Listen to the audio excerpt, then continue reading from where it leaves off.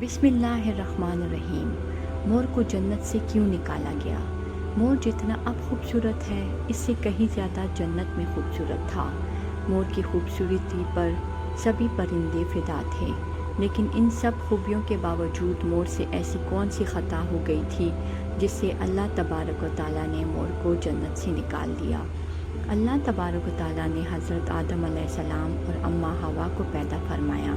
اس کے بعد ان کو جنت میں بھیج دیا۔ وہ دونوں جنت میں بہت ہی پرسکون رہتے تھے، بہت ہی لذیذہ میوے پھل کھایا کرتے تھے، لیکن ایک اناج جس کو کھانے سے اللہ پاک نے انہیں منع فرمایا، اور وہ اناج گندم تھا۔ چونکہ شیطان حضرت آدم علیہ السلام کی وجہ سے ہی جنت سے نکالا جا چکا تھا، اسی وجہ سے شیطان کی حضرت آدم علیہ السلام سے دشمنی ہو گئی تھی۔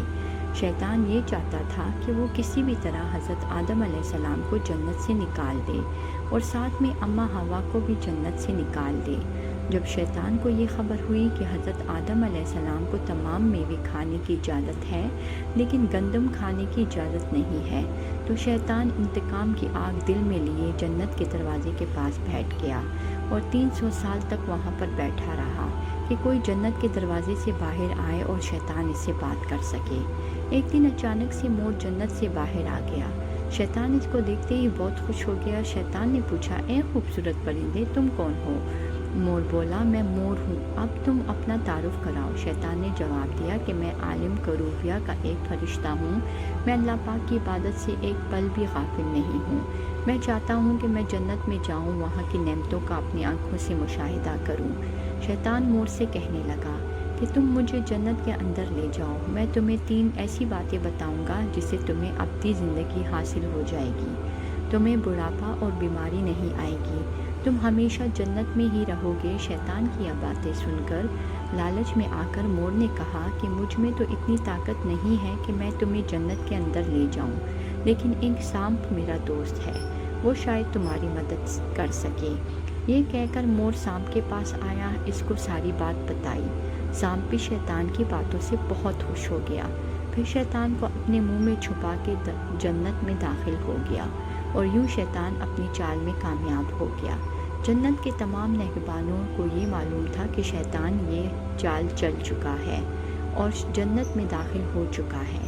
فرشتے شیطان کو جنت سے نکالنے لگے، تبھی اللہ پاک کا حکم ہوا کہ اس کو ابھی تک جنت میں ہی رہنے دیا جائے۔ وہ فرشتے اللہ تبارک و تعالیٰ کے حکم سے رک گئے۔ شاید یہ حضرت آدم علیہ السلام کا امتحان تھا۔ شیطان حضرت آدم علیہ السلام کے پاس اور اماں حوا کے پاس جا کر اپنی محبت کا اظہار کرنے لگا۔ وہ دونوں ہی شیطان کو پہچان نہ سکے، کیونکہ ماضی کے مقابلے میں شیطان کی شکل تبدیل ہو چکی تھی۔ شیطان کہنے لگا کہ میں چاہتا ہوں کہ آپ دونوں ہمیشہ جنت میں اسی طرح زندگی گزاریں، ہمیشہ خوش رہیں۔ حضرت آدم علیہ السلام اس کی بات بہت غور سے سننے لگے۔ شیطان نے کہا، اگر آپ میری بات مان جائیں تو آپ کو جنت کی اور تمام سہولتیں ملیں گی۔ حضرت آدم علیہ السلام شیطان کے بہکاوے میں آ کر کہنے لگا کہ یہ کس طرح ممکن ہے؟ شیطان کہنے لگا، ایک گندم کا دانہ اگر آپ دونوں چکھ لیں تو آپ کو ابدی حیات حاصل ہو جائے گی اور آپ جنت میں ہی رہیں گے۔ یہ بات سن کر حضرت آدم علیہ السلام کے دل میں رجحان پیدا ہوا، لیکن ان کے دل میں اللہ کی نافرمانی کا خوف غالب آ گیا، جبکہ اماں حوا شیطان کی باتوں میں آ گئی، جس پر اماں حوا نے حضرت آدم علیہ السلام کو راضی کر لیا۔ پھر اس کے بعد ان دونوں نے اس گندم کے دانے کو چکھ لیا۔ جیسے ہی گندم کا دانہ ان کے اندر گیا تو دونوں کے ستر واضح ہو گئے، جس کے بعد دونوں اپنے اپنے ستر چھپانے لگے اور خوف خدا سے کانپنے لگے۔ اسی دوران اللہ تبارک و تعالیٰ نے فرشتوں کو یہ حکم دیا کہ حضرت آدم علیہ السلام اور اماں حوا دونوں کو زمین پر اتار دو۔